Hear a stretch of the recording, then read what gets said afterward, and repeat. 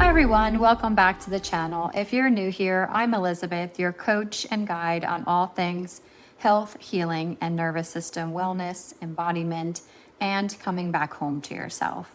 And today we're diving into a topic that I think is so important right now, especially in the spiritual and healing space that's been growing larger and larger over recent years, because I see so many women asking the question, am I spiritually awakening or am I just anxious? Is this intuition or fear? Are these downloads or is my nervous system dysregulated? And honestly, this can feel really confusing because both spiritual awakening and nervous system dysregulation can create intense emotional, physical, and energetic experiences, but they are not the same thing.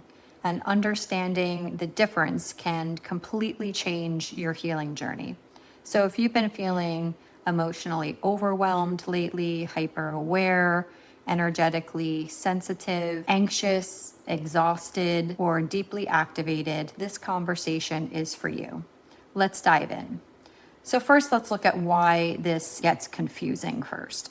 Let's start here. Many spiritual teachings talk about awakening symptoms like heightened intuition, emotional purging, sensitivity to energy, feeling disconnected from old relationships, questioning reality, having vivid dreams, emotional intensity, sudden inner shifts. And yes, sometimes this can happen during genuine spiritual growth, but there's a problem here where trauma and nervous system dysregulation can look incredibly similar, because when your nervous system is dysregulated, you may also experience things like hyperawareness, emotional overwhelm, racing thoughts, exhaustion, difficulty sleeping, physical sensations in the body, a sense that something feels off, maybe overstimulation, emotional volatility. And you see how similar that sounds? That's why discernment is so important. So now let's discuss what nervous system dysregulation actually is. Your nervous system is your body's internal safety system. Its job is constantly asking, am I safe? When the answer feels like a no, your body shifts into what's called survival mode. This can look like, in the fight sense, irritability, anger, control, restlessness. In the flight, it would look like anxiety, overthinking, panic, inability to slow down. In freeze mode, it would look like shutdown, numbness, exhaustion, disconnection. And in fawn mode, people pleasing, hyper attunement to others, and abandoning yourself. And when this happens, your body becomes hypervigilance. Hypervigilance means constantly scanning for danger. That can feel like heightened awareness, sensing subtle shifts, reading everyone's energy, being intuitively in tuned, but sometimes that's not intuition, that's survival.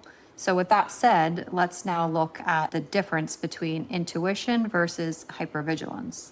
This is one of the biggest distinctions because many women, especially those with trauma histories, have become incredibly skilled at reading people. They can often sense things like tone changes, mood shifts, emotional tension, subtle body language, and they think, I'm deeply intuitive. And maybe, yes, some are. But hypervigilance can mimic intuition. And the difference between the two, intuition feels like calm, clear, grounded, neutral, quiet, and steady.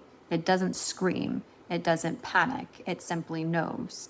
But hypervigilance, on the other hand, can feel like urgent, anxious, obsessive, fearful, overwhelming, physically activating. It says something's wrong. Watch out. Don't trust this. Intuition whispers, vigilance alarms.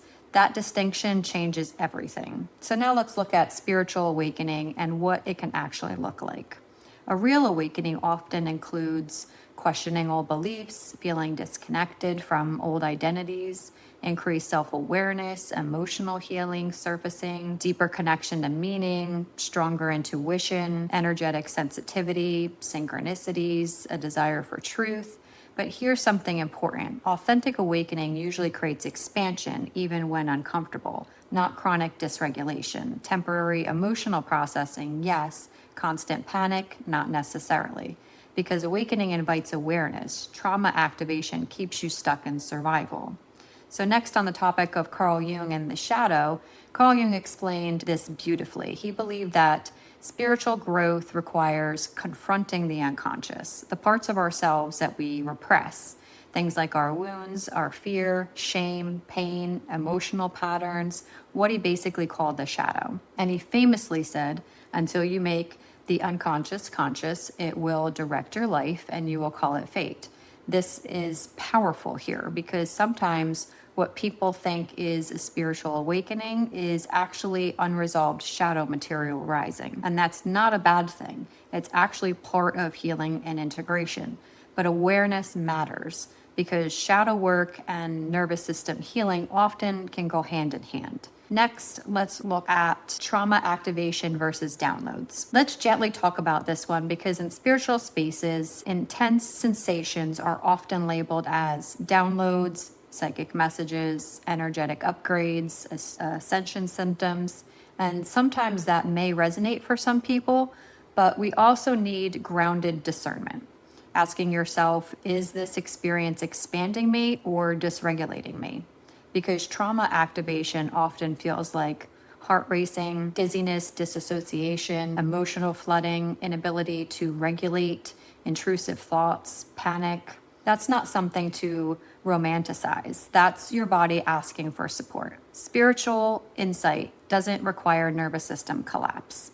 As far as Edgar Cayce and the topic of inner alignment, Edgar Cayce spoke often about the connection between mind, body, and spirit.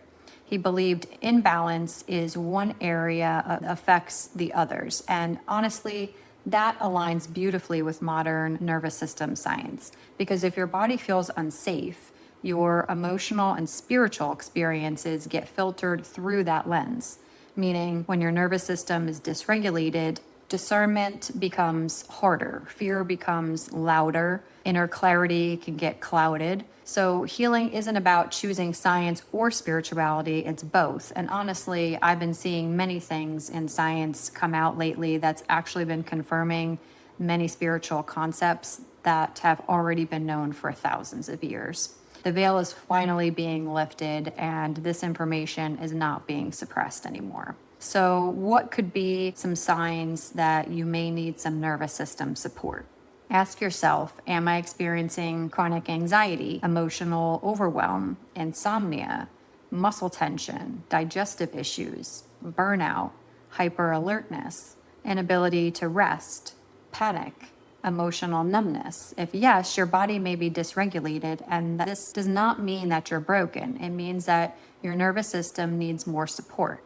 So let's discuss now how to ground yourself.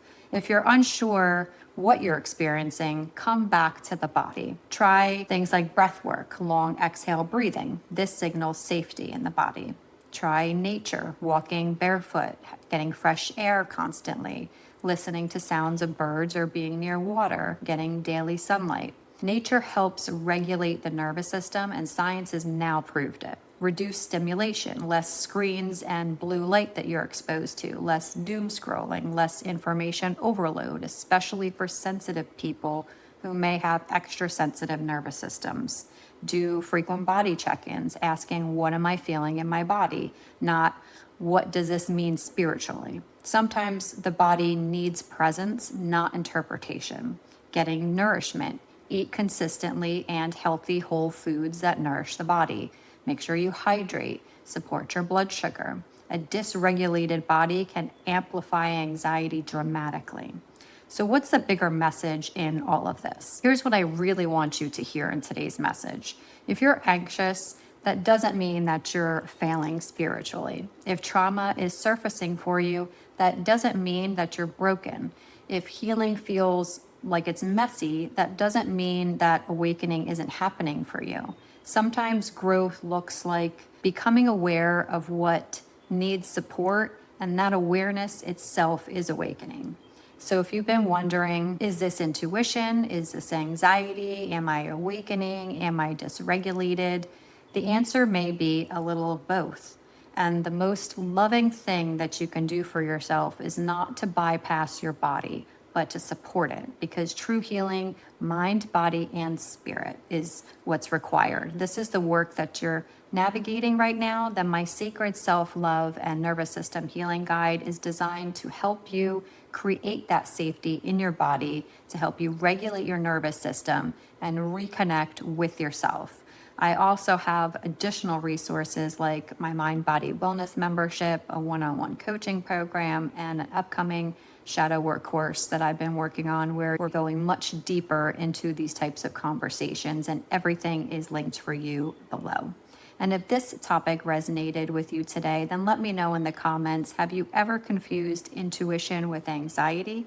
I'd love to hear your experience or any questions that you have on this topic to help better support you. And if this video today helped you in any way, don't forget to like and subscribe so you never miss a video, and share it with someone who may need this conversation. This is your weekly reminder to do something today that brings you joy. Take care, and I will see you in the next video.